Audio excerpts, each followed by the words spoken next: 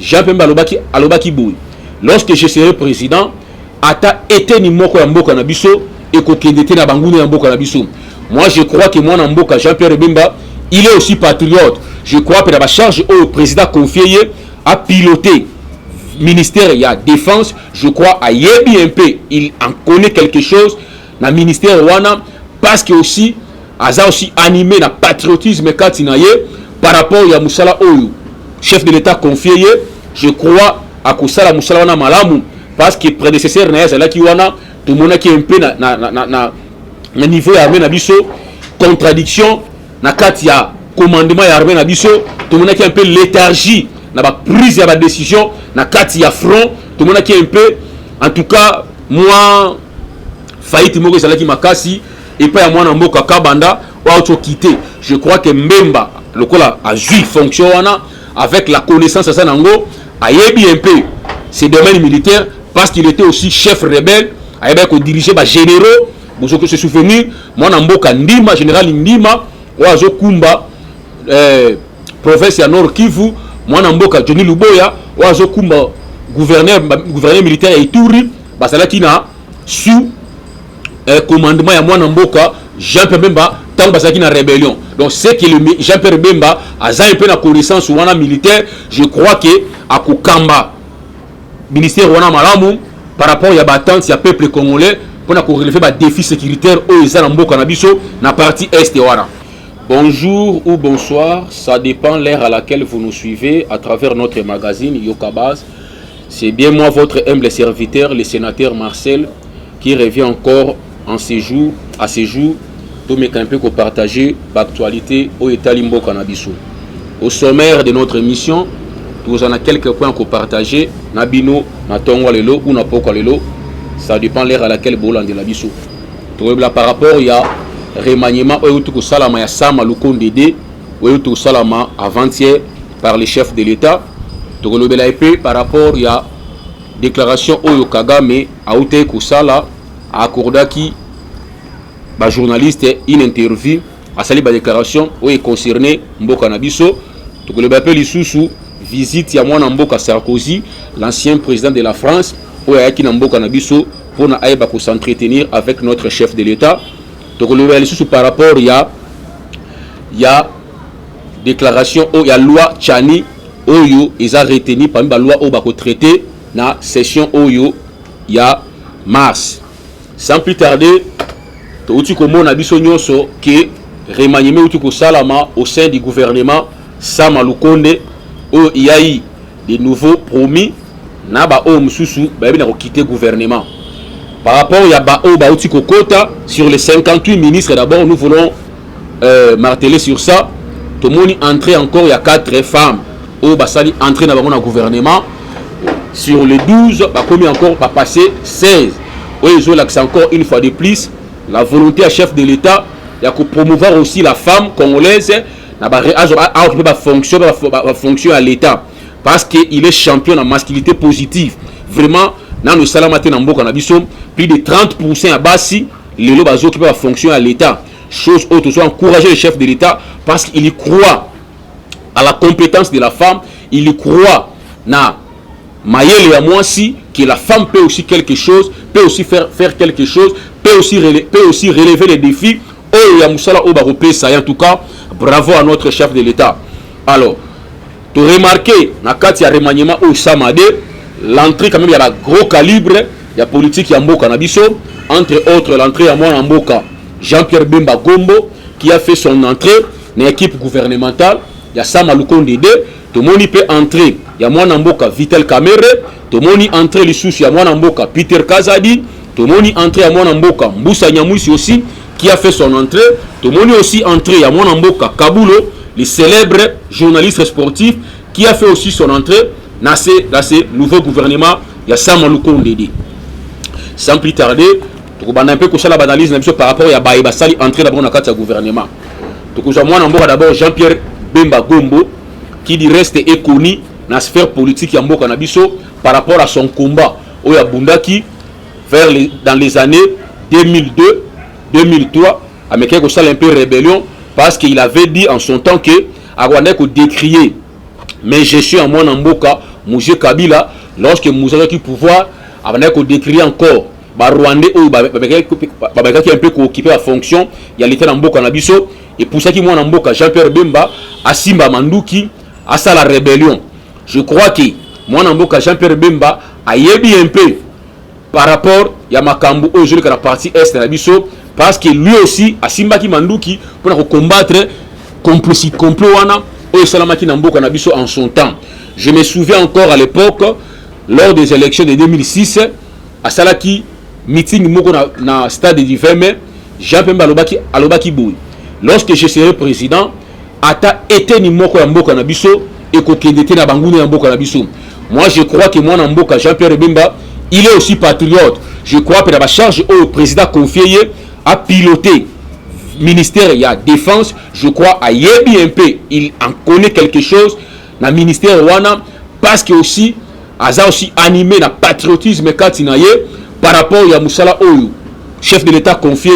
Je crois à Kusala Moussala wana malamu parce que prédécesseur na yazala ki wana tout le monde qui un peu na niveau armé na biso contradiction na kati ya commandement ya armé na biso tout le monde qui un peu léthargie na ba prise ya ba décision na kati ya front tout le monde qui un peu en tout cas moi faillite moko ezalaki makasi et pas ya mwana mboka kabanda wa auto quitter. Je crois que Mbemba lokola a joué fonction wana avec la connaissance à ça nango a yebi un peu ses domaines militaires parce qu'il était aussi chef rebelle a yebi ko diriger ba généraux vous que se souvenir mwana mboka Ndima général Ndima wa zo kumba province ya Nord Kivu mwana mboka Johnny Luboya wa zo kumba gouverneur militaire ya Ituri basalaki na sous commandement ya mwana mboka Jean-Pierre Bemba tant basaki na rébellion. Donc c'est que Jean-Pierre Bemba a un peu na connaissance wana militaire. Je crois que à Kokamba ministère wana malamu par rapport ya batante ya peuple congolais pour na relever ba défi sécuritaire au ezana mboka na biso na partie est wana. Tu es comment na sous l'entrée ya mwana mboka Vital Kamerhe au a eu en charge ministère ya économie au ezala qui un peu etikalaki na gestion ya mwana mboka Nicolas Kazadi parce que boyebi ki le ministre ya économie ba na ko déchoirier ba na ko koisa par les députés nationaux na l'Assemblée nationale et c'est Nicolas Kazadi ministre ya finance ndi asali qui intervient au ministère wana. Je crois qu'avec les défis économiques aujourd'hui là mwana mboka Vital Kamerhe par rapport à ses compétences ya connaissance na domaine wana. Je crois qu'on va relever des défis économiques et faire face à la dépréciation de dollar sur le marché. Tout le monde a augmentation de prix, il y a des denrées alimentaires. Donc, le peuple a évité que Newapi passe Bakisami. Nous croyons que Vital Kamerhe avec la connaissance dans le domaine de l'économie, il y a relever des défis pour que tout le monde ait un peu de stabilité, il y a franc congolais, tout le monde a un peu baisse, il y a produits alimentaires sur le marché. Congolais alia malamu à se retrouver à se peine à fachi béton. Alors tout le monde ici entré à mon mboka Moussa Nyamwisi oh je crois dans la sphère politique à Mboka bien malamu Moussa Nyamwisi qui est du côté est Azamuto Butembo a yebi masolo wana bien parce qu'il fut aussi chef rebelle Nangambo wana. Je crois il maîtrise bien Makaba groupe armé. Parce que lui aussi, en son temps, il fut aussi rebelle. Il avait aussi occupé la partie est à Butembo Beni. C'est lui qui était le chef rebelle. La partie est wana, na tangu ya Mouzé Kabila. Je crois que à jouer maintenant fonction il y a ministère il y a coopération régionale. Je crois avec l'expertise de Azana Yango à qu'on mette un peu que même diplomatie chef de l'État na sur l'espace régional il y a Mboka Nabiso pour trouver un peu la solution na crise oyo notre pays fait face na yango na insécurité oyo Mboka Nabiso faire face na partie est na yango. To moni lisusu entrée à mwana mboka les célèbres journalistes sportifs mwana mboka Kabulo mwana Kabulo oyo a remplacé mwana mboka Serge Konde na niveau ya sport na biso oyo to le championnat na biso ezali na point mort il na foot ezo beta maté nos équipes eza victime lelo il y a élimination moko précoce avec les grands clubs oyo to na mboka na biso Mazembe et V Club baza éliminé en tout cas de manière ya soni à cause ya nini parce que championnat ezali mal organisé la Lina Foot, championnat mal organisé, tout constater arrêt à championnat, région jeu banate, tout le monde lelo ba équipe na biso ko beta na bamboka lokola Brazzaville na Zambie na Angola à cause il y a non homologation, il y a stade du 20 mai, il y a stade du martyr pardon, pendant que l'état na biso a débouché beaucoup de millions pour ba réfectionner stade du martyr. Mboko wana stade ni to éviter. Voilà pourquoi IGF a diligenté qui enquête pour na koyeba mbongo o l'état a mettre à disposition militaire à sport pour na ko ba entretien à stade na biso mbongo wana ekei wapi pour que le stade aujourd'hui ba ezala homologué. Voilà conséquence lelo nos 4 représentants à ba club et que ko betre ba pays mususu o e causer nos élimination précoce ya ba équipe na biso o ezali V Club ezali Mazembe Lupopo o baza il éliminé précocement à cause il y a manque de championnat na makolo ba joueur na biso. Alors je crois avec l'entrée à Mwana Mboka Kabulo Mwana Kabulo qui dit rester as expert na domaine wana sport, en tout cas tu dit ka relever défi na niveau sport na biso parce que même na niveau Léopard na biso Léopard lelo sur 9 à 3 points. Le grand Léopard Obiso Toyebaki, il a été qui bâti dans l'équipe locale à Soudan, dans l'équipe locale à Gabon, au bas dans l'histoire même il y a pas l'été. À cause de Nini, il y a mauvaise politique sportive dans Kati Mboka na biso.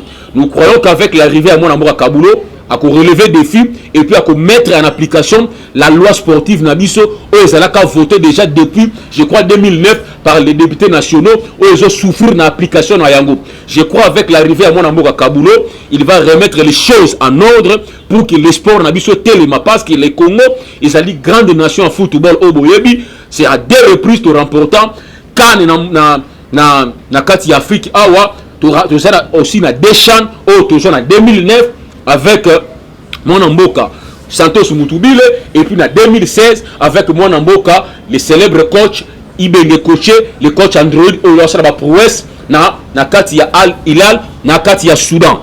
Alors tout le monde est sous entrée il y a Mwana Mboka Peter Kazadi qui est le combattant d'élite à combattre aux côtés à chef de l'État au Toyebi Malamu Toyebi que je crois il sera capable il y a qu'on relever des défis sécuritaires au Mboka Nabiso et faire face. Tout le monde vraiment avec Mwana Mboka Daniel Asselo ou Peter a remplacé en tout cas tout le monde qu'il était incapable il y a qu'on relever des défis sécuritaires au Mboka Nabiso et il y a qu'on faire face. Tout le monde insécurité généralisée, tout le monde kuna na Yumbi, tout le monde koto na Kwamutu, tout le monde à Lubumbashi, partout. Kulu n'en parle même pas.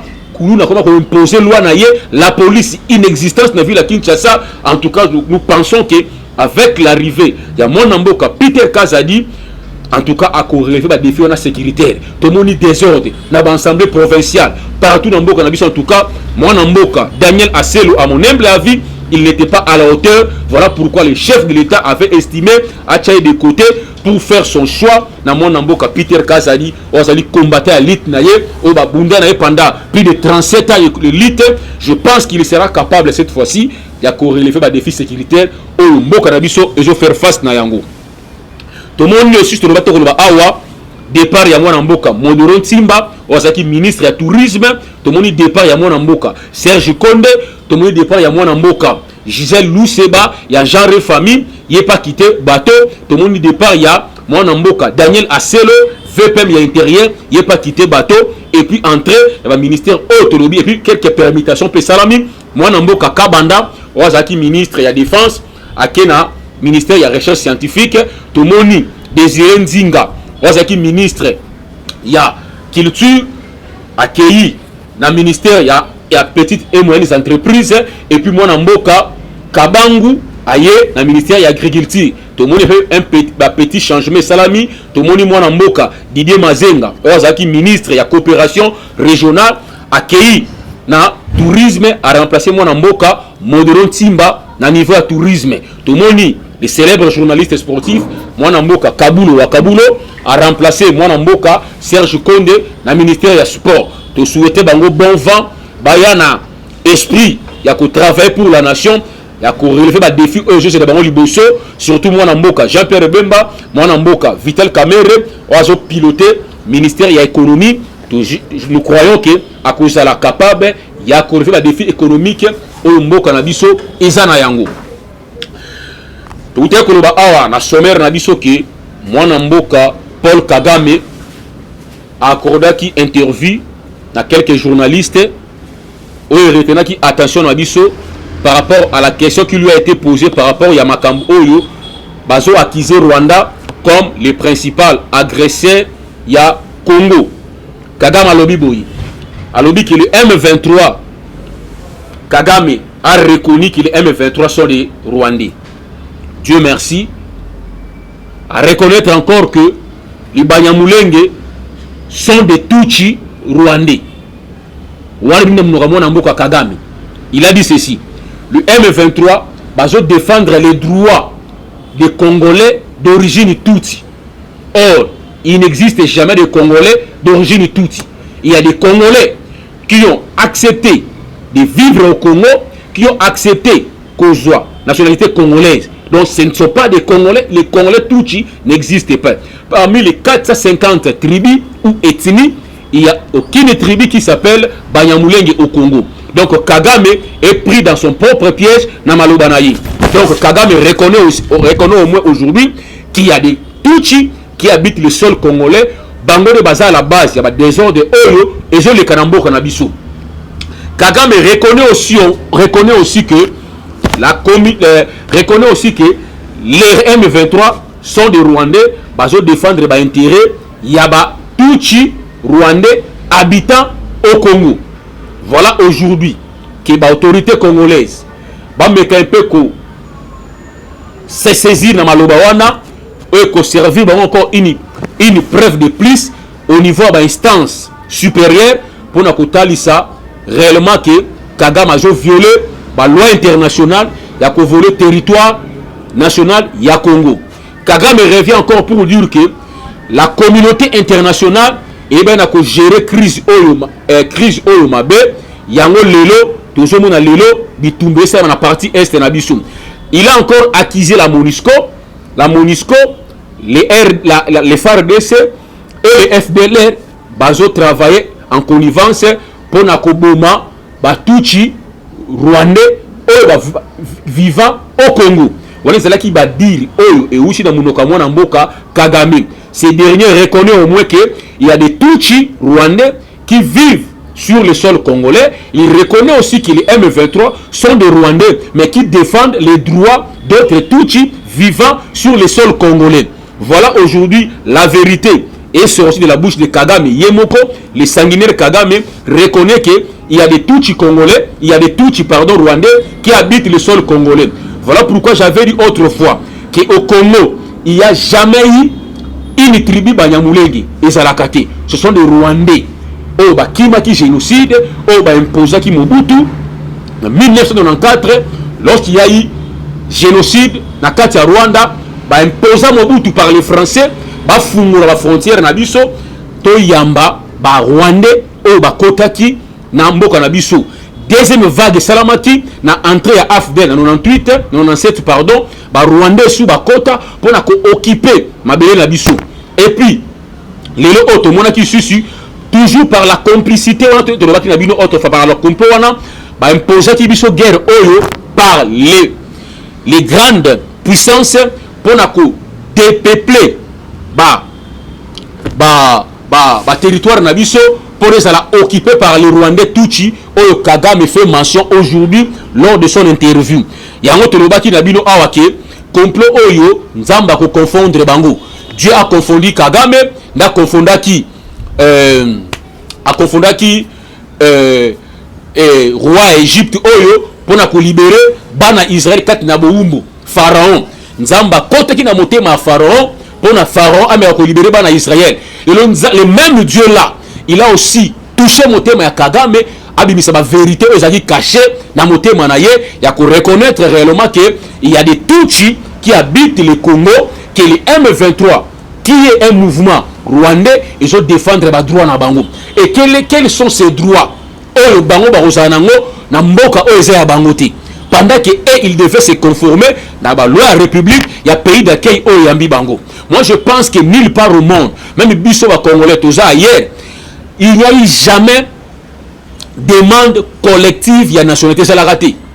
Ba traiter dossier par dossier. Mais pourquoi les Rwandais, pour la nationalité congolaise, ils doivent prendre les armes pour imposer à nos autorités la nationalité collective. Chose qui n'existe jamais au monde. Je pense que même les Congolais, les dossiers sont traités individuellement. Il n'y a eu jamais traitement de dossier collectif.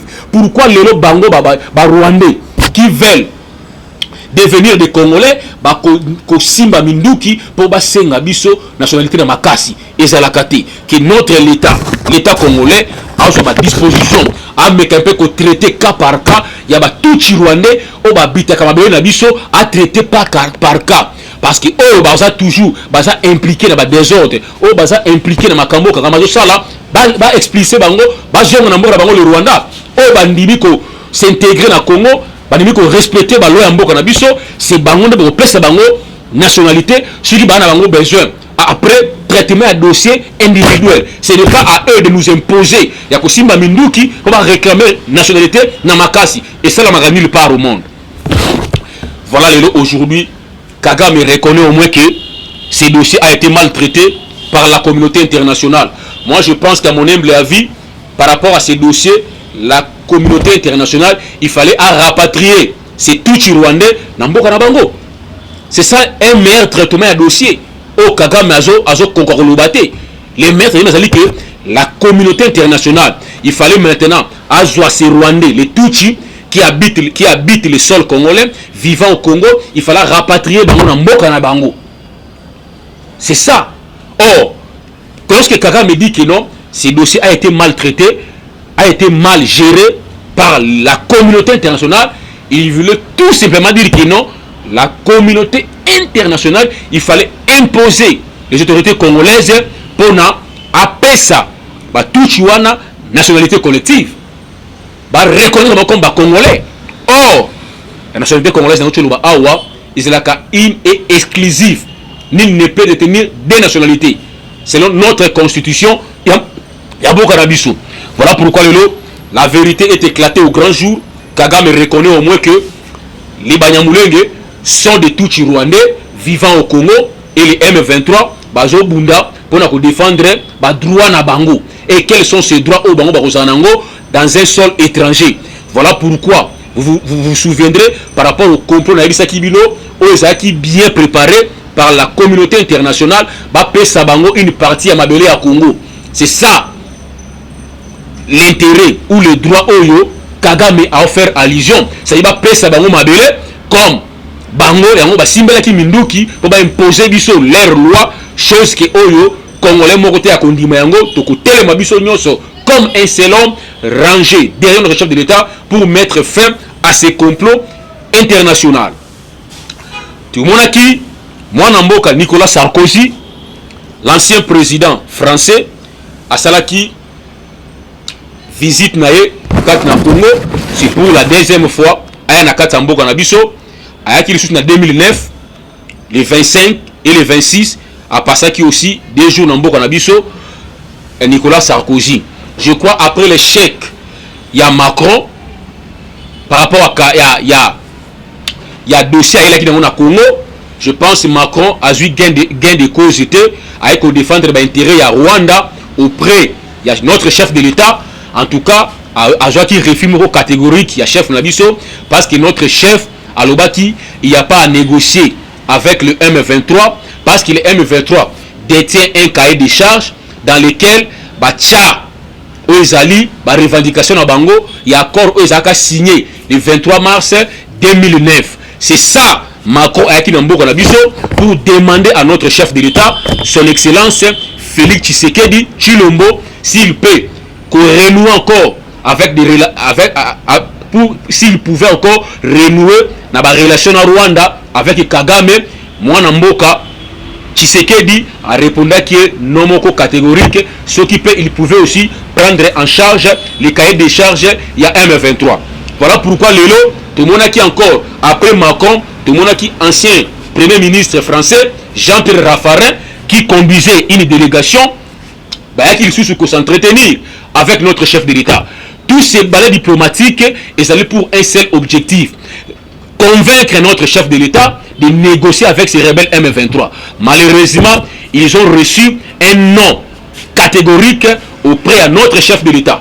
Tout le monde aussi Nicolas Sarkozy, Awa, l'ancien président français, aye Awa, il a un peu pour rectifier une chose qui est relayée par nos journalistes verrés au Balia Kambongo ya Kagame, parce qu'il faut que chers Congolais, Kagame a chaka 1 500 000 $ par mois pour la presse, na média. Donc il y a certains journalistes congolais au Batravayaka na compte ya Rwanda. Là je vous informe, il y a des journalistes au moment opportun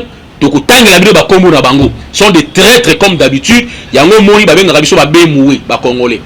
Les BMW, c'est-à-dire congolais, sont les bière, mani, women, bière, masangana mwasi. Voilà pourquoi Bamindele va développer le Kouana pour la congolais. Et puis c'est ça la vérité.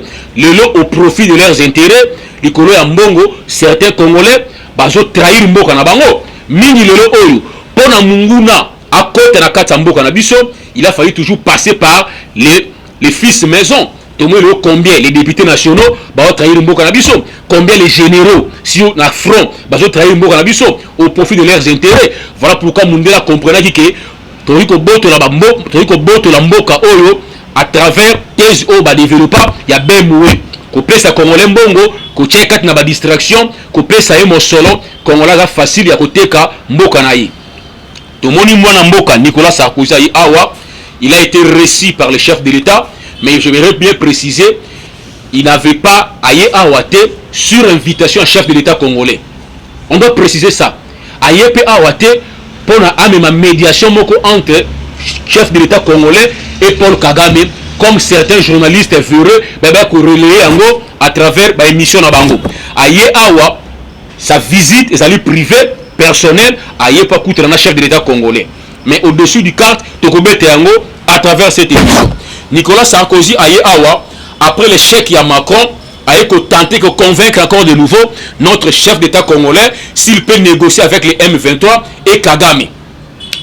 Après, Tomoni, après l'arrestation, il y a Rwandais, Tuchi, Rwandais, Edouard Mwanga Chuchu, Nicolas Sarkozy, parce qu'il est aussi parmi Batu Oyo, Bazara ba part, il y a carré minier dans la partie est en Boka-Nabiso.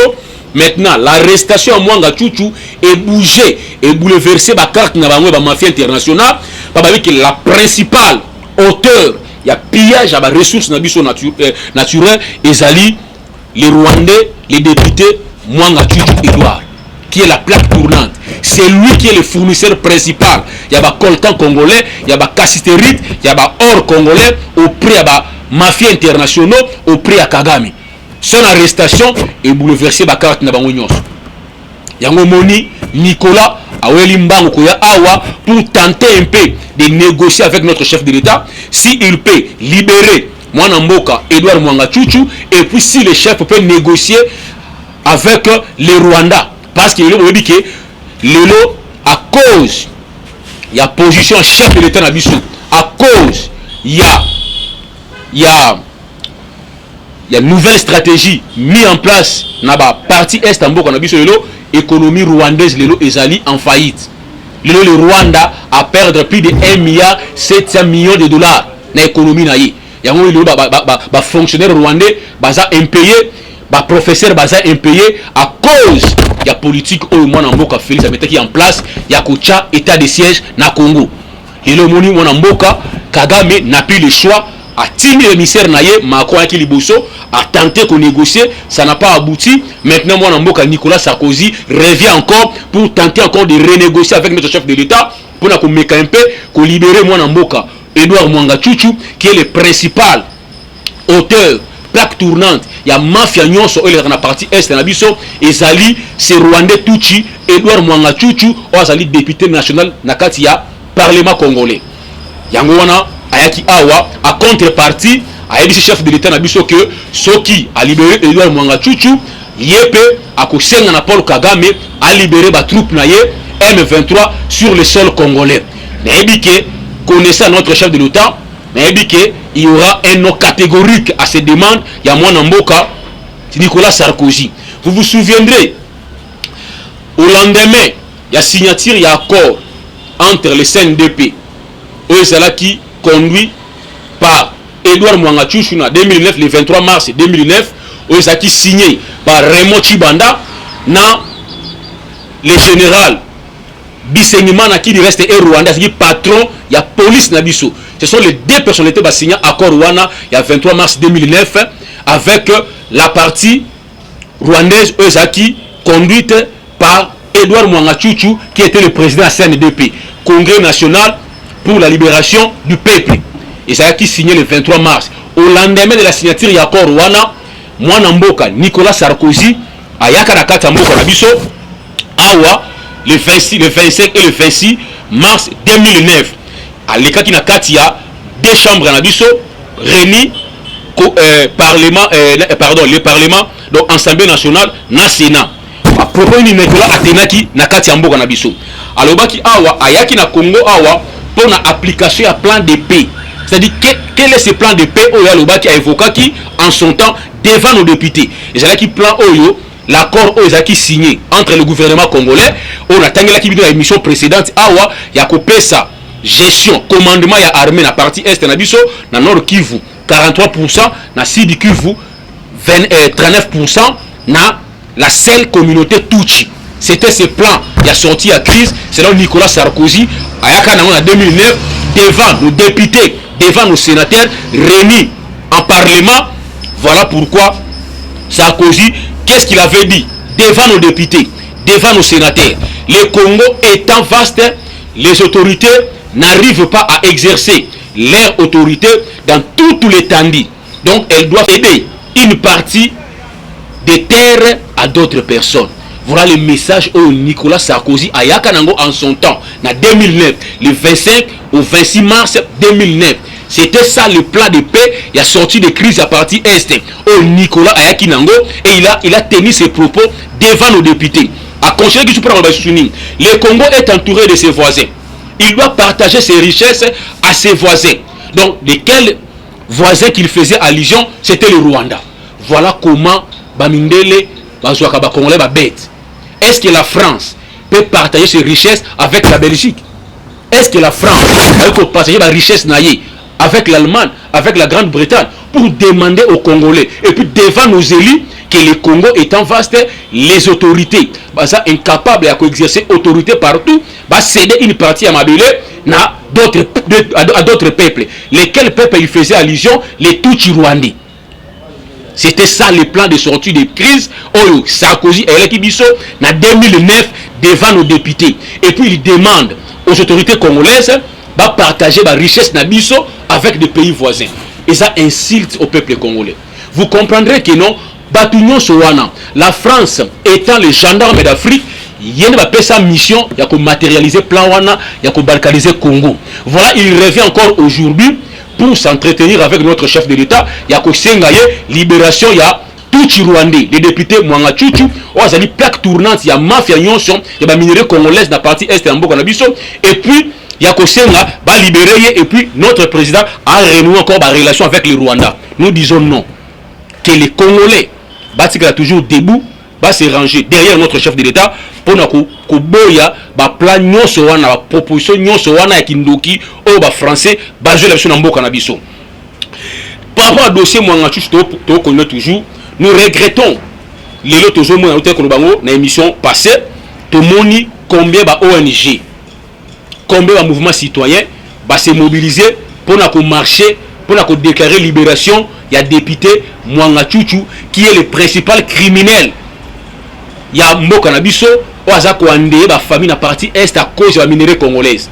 Et tout le monde ba congolais au bazali regroupé na kasa ba mouvement citoyen, ba lucha ba filimbi et consort et certaines ONG bazo senga libération ya Edouard Mwanga Chouchou. Oh tolobi non. Et puis to moi sous le M23 ba pesi na ba gouvernement congolais 48 heures ba libérer Edouard Mwanga Chouchou. Va to lobaki lelo arrestation à Mwanga Chouchou yango wana lelo elamusi biloko nyonso batu nyonso baki ya kulala baki impliqué na comprendre lo balamuki to moni d'une part côté to moni la communauté internationale bazo senga libération à Mwanga Chouchou, de l'autre côté les mafieux congolais o ba participer na ba tuerie wana bango bazo marcher pour na ko senga libération ya rwandais criminel principal fournisseur de coltan congolais va libérer. Chose que tu dis non. Dossier il faut aboutir. Que l'autorité congolaise va avoir disposition pour sécuriser ces criminels économiques. Il y a un peu de pillage. Depuis l'arrestation de Lelo, depuis l'arrestation à Mwangachuchu, tout le monde, Rwanda, Kagame, l'économie est commis en passe. L'économie à Rwanda est commis dans la difficulté. Tout le monde, la marche est comme ça en Rwanda. Tout le monde, la crise est continue en Rwanda. Le Rwanda aujourd'hui, selon un expert, Rwanda a perdu 1 milliard 700 millions de dollars. Oyo bazwaka yango na mafia oyo basalaka na kati ya mboka na biso ya pillage ya ressources ya mboka na biso. Tele susu kolobela awa mwana mboka Jean-Claude Katende oazali patron ya ONG à droit de l'homme Azado par rapport à la loi Tchani. Vous êtes sans ignorer que la loi Tchani est retenue parmi les lois où on traiter dans la session au niveau parlement nabiso. Cette loi fait cette loi essaye de tourner automoni certains bazar pour cette loi, d'autres bazar contre cette loi. Mais tu connais un peu qu'on a encore loi wana. Tout le monde est mwana mboka o ya bundi mingi pour défendre ba droit ba paisible citoyen lelo. Tout le monde à travers une déclaration pour na konoba non cette loi est discriminatoire pour na ye loi les a raison d'être na yangote. Na ligne tu mets un peu comme ça analyse moko simple. Je pense que toutes les lois au monde sont toujours discriminatoires. Lorsque la loi dit que non, pour être candidat, il faut avoir au moins 18 ans. N'est-ce pas, il y a une discrimination. N'est-ce pas, Bano Bazaï à 18 ans, Bakosala, parti prenante de l'élection. Toutes les lois au monde, même aux États-Unis, pour devenir président aux États-Unis, il faut au Botamanakati ya sol américain. Ce que Botaman Libanda aux États-Unis, au Rosala jamais président des États-Unis. Comme on appelle ça qui exemple, il y a un célèbre diplomate américain Kissinger. Kissinger, à cause de Botaman Libanda aux États-Unis, a eu chance de diriger les États-Unis. Cette loi aussi américaine est discriminatoire. Nous disons non. Nous devons verrouiller la fonction chef de l'État. Parce qu'il y a des opposés à ce problème. Vous vous souviendrez, malheur nyonso oyo et outaki na Sun City. Bafungola ki brèche wana pour na couper sa accès na ba étranger ba diriger biso. Parce que les blancs savent que si un vrai Congolais du père et de mère a dirigé Congo, a ko rejeter ba demande na bango, a ko boya ba dictateur bango, comme preuve aujourd'hui mona mboka Félix Tshisekedi comment azoboya ba accord oyo Kabila signa qui a voté Kamboka avec les M23. Tshisekedi a boya yango parce que Makila ezoganga parce qu'il est Congolais de père et de mère. Imaginez-vous aujourd'hui, Moïse Katumbi, qui n'est pas congolais, il est zambien de par sa mère, il est juif de par son père, a dirigé Congo. Le Congo est en contradiction contre la Zambie. Il y a une loyauté à Katumbi que Janambo Kani. N'est-ce pas la Zambie? On a même réfléchi. Pourquoi les Congolais devant l'argent, vous perdez même à réfléchir? Pourquoi? Moi, je Katende on a yé bien malamu. Na féliciter combat na ye à côté na buzoba ya marque oyo. Je crois beaucoup comprendre na hôtel Sabino awa ba benga biso ba bemwe tambate. Soki za mbongo tambolité, je ne sais pas soto ko banini. Pour na mwana mboka Katende na yebi malamu, le président Azado a tenu ba propos ya marque wana. Moi je pense que la fonction chef de l'État même ailleurs, même Congolais ou a commis français, jamais comme président de la France selon leurs lois. Et ça réservé à autochtones français. Mais pourquoi seulement au Congo, Bolingi qui est étranger va diriger Bissou? Pourquoi l'on a posé problème? Est-ce qu'il y a seulement Katumbi qui est étranger au Congo? Pourquoi cette loi est posé problème car on a Katumbi? On a moni les députés que les peuples ont voté. Moi, Namboka Mukebai et Daniel Safou, comme le monde lèche bot ya Katumbi à cause de la billet vert pour défendre et le pour défendre Yangote. Tu as une expérience, on avait laissé un étranger nous diriger. Oyo monde entier et c'est Kabiso. Alors ces étrangers batanda mbetu ya balkanisation ya mboka na biso boyebi. Pour le Rwanda a infiltré notre armée. Sont les mêmes étrangers totika na mboka na biso oyo basigna ba ko ya ko céder une partie ya mboka na ba Rwandais. Toujours les mêmes étrangers. Des éminents professeurs ba soutenant. Lelo to tomber sur la même erreur à cause de certains Congolais bazolia mbongo à cause de certains Congolais il y a intérêt na bango égoïste. Nous disons non. Le Congo n'est pas un dépotoir. Le Congo n'est pas non plus une poubelle.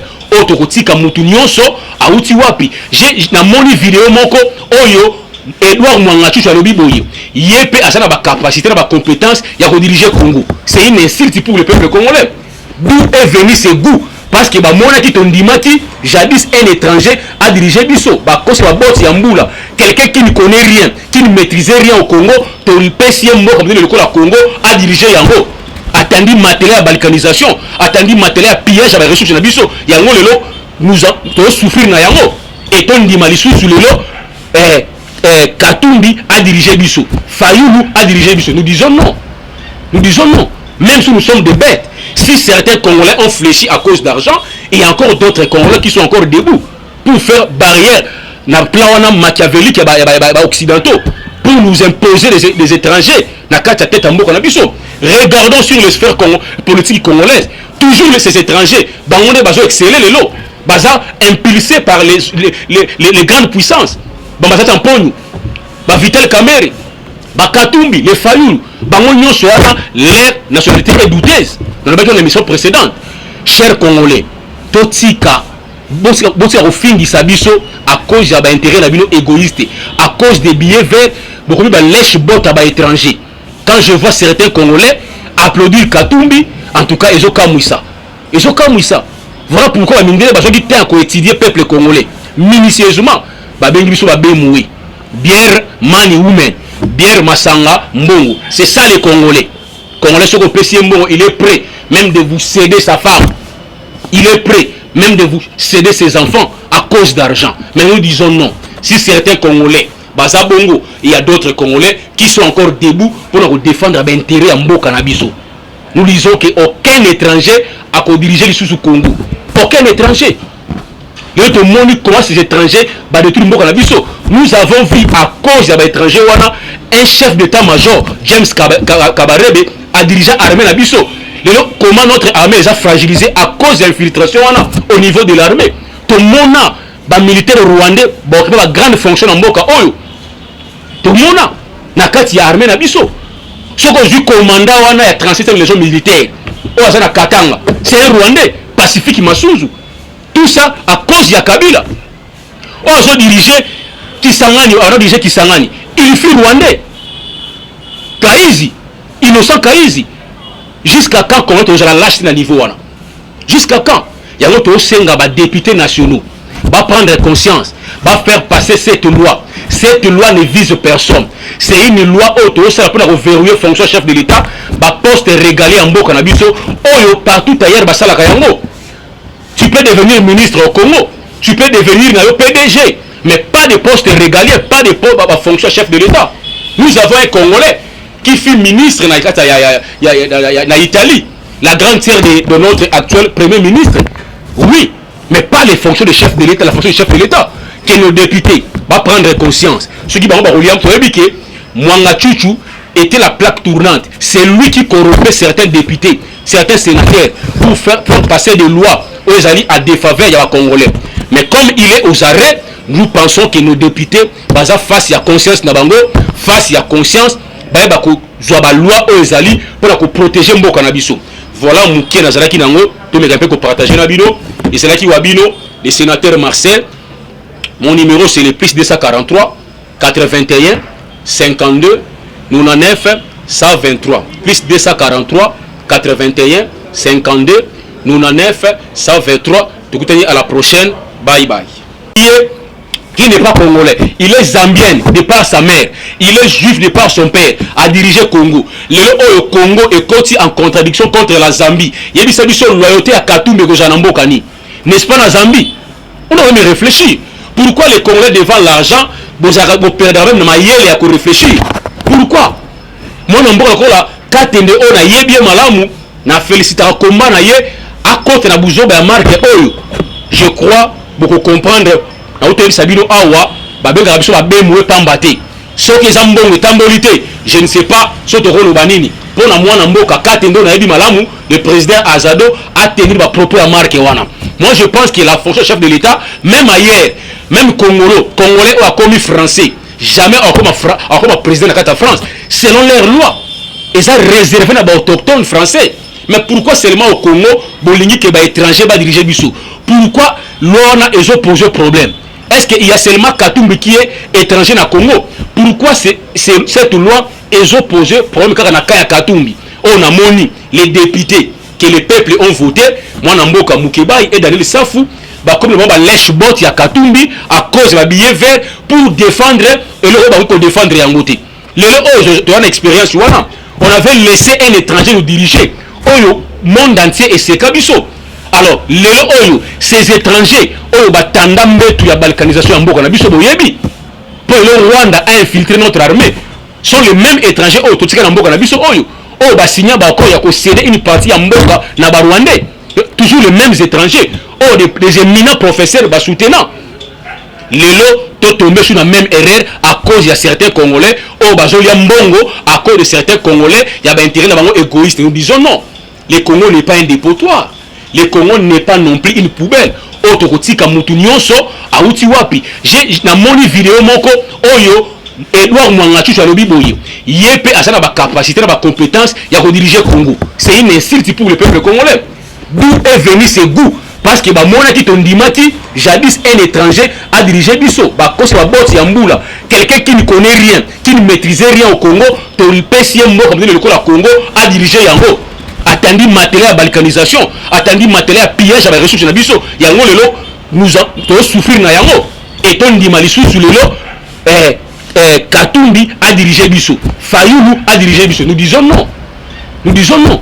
Même si nous sommes des bêtes. Si certains Congolais ont fléchi à cause d'argent, il y a encore d'autres Congolais qui sont encore debout pour faire barrière dans le plan machiavélique occidentaux pour nous imposer les étrangers.